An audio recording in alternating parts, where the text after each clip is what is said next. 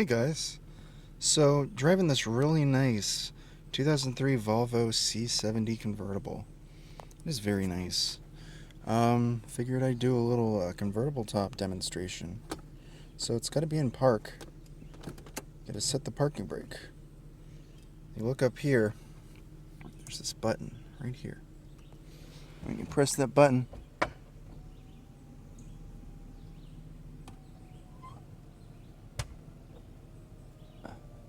the tonneau comes up,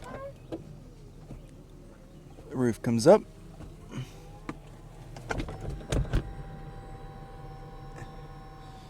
tonneau goes down,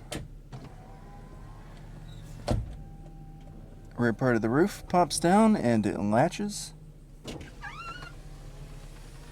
and the windows go up. Bam! Simple as that.